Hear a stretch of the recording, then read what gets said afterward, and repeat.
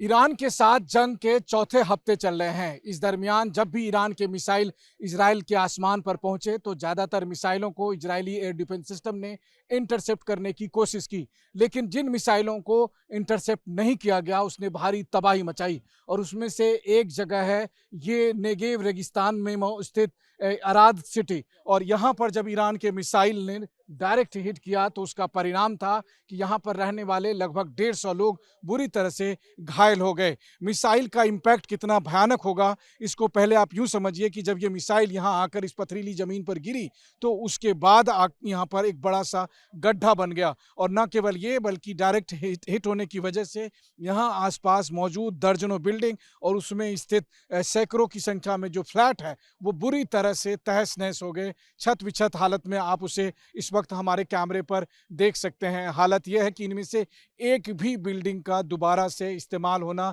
नामुमकिन है। सबसे बड़ी बात यह है कि यहाँ पर सबसे अधिक संख्या में लोग घायल हुए, जो कि अभी तक जो ईरान के साथ जंग में सबसे बड़ा आंकड़ा है। और इस वक्त हालांकि घायलों को अस्पताल में ले जाया जा चुका है, वहाँ पर उनका इलाज चल रहा है। लेकिन इस साइट पर इजराइल के प्रधानमंत्री बेंजामिन नेतन्याहू, इजराइल के राष्ट्रपति, इजराइल के विदेश मंत्री, रक्षा मंत्री और कई बड़े आला अधिकारी पहुंचे। लेकिन सबसे महत्वपूर्ण बात यह भी रही कि इस साइट को देखने के बाद इस बात का अंदाजा लगाया जा सकता है कि ईरान के मिसाइल कितने खतरनाक हैं और अगर वो इंटरसेप्ट नहीं हुए तो फिर किस हद तक वो तबाही मचाते हैं। और इसीलिए यहाँ पर अगर हम आपको बात करें ईरान की मिसाइल क्षमता का, तो जिससे ईरान ने डिएगो गार्सिया पर 4000 किलोमीटर दूर अटैक करने का आपने कहा कि अटैक करने का दुस्साहस किया, वहीं दूसरी तरफ उसी ईरान ने जो है सो इस तरह के साइट पर हमले करके ये बताने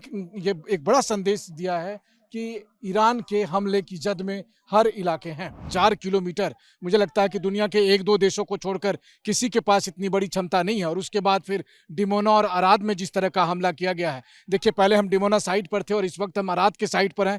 इस साइट पर इजराइल के प्रधानमंत्री बेंजामिन नेतन्याहू आए, इजराइल के राष्ट्रपति आए, इजराइल के रक्षा मंत्री, विदेश मंत्री सब आए। आखिर क्यों? क्योंकि 4 हफ्ते की जंग के बाद ये वो साइट है जहां से सबसे अधिक संख्या में लोग घायल हुए। करीब 150 लोग यहाँ पर ईरान के मिसाइल के हमले की वजह से घायल हुए थे और उन्हें अस्पताल पहुंचाया गया। इस वक्त भी आप समझिए कि कई घंटे बीत जाने के बाद भी, तमाम यहां पर रेस्क्यू टीम के लगने के बाद भी इस पूरे इलाके को सैनिटाइज नहीं किया जा सका। यहां पर हर तरफ तबाही का आलम साफ तौर पर आप देख सकते हैं कि किस तरीके से यहां पर बिल्डिंग दर बिल्डिंग बहुत बुरी तरह से क्षतिग्रस्त हुई है। बल्कि जहां पर मिसाइल गिरा है वहां पर बहुत बड़ा सा गड्ढा हो गया है। और इसके अलावा देखिए कि तमाम जो चीजें हैं कैसे वो तहस नहस हो गई है, यहां पर मटियामेट होने की स्थिति आ गई है। मुझे नहीं लगता कि इसमें से कोई भी एक बिल्डिंग बची है जिसका इस्तेमाल किया जा सकता है, बल्कि ये असर था मिसाइल का यहाँ पर, ना केवल इस साइड में बल्कि दूसरे साइड में भी। और ये जो पूरा कॉम्प्लेक्स है, अगर मैं कहूँ कि एक बड़ा सा कॉलोनी जो है वो बुरी तरह से यहाँ पर प्रभावित हुई है।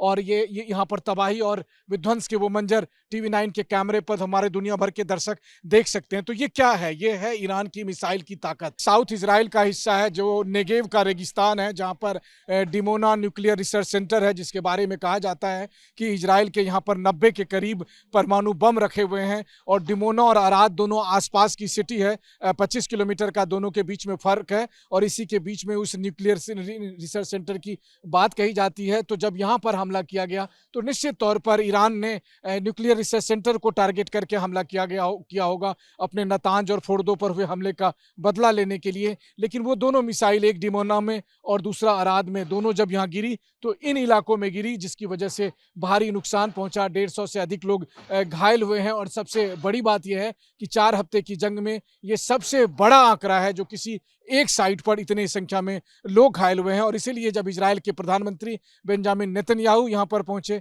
या इजराइल के राष्ट्रपति यहाँ पर पहुंचे तो उन्होंने एक तरह से कहें तो इजराइल पर हुए इस हमले का बदला लेने का ऐलान कर दिया है कि, और साफ तौर पर कहा है कि जिस तरीके से ईरान उनके सिविलियन को अटैक कर रहा है तो ऐसे में ईरान को उसकी सजा मिलेगी। तो मामला साफ है कि 4 हफ्ते बाद भी ये जंग अब नेक्स्ट लेवल पर जा रहा है, जहां पर इसका स्केल और अधिक बड़ा होगा। दोनों एक दूसरे के न्यूक्लियर साइट पर अटैक करने की कोशिश करते हैं।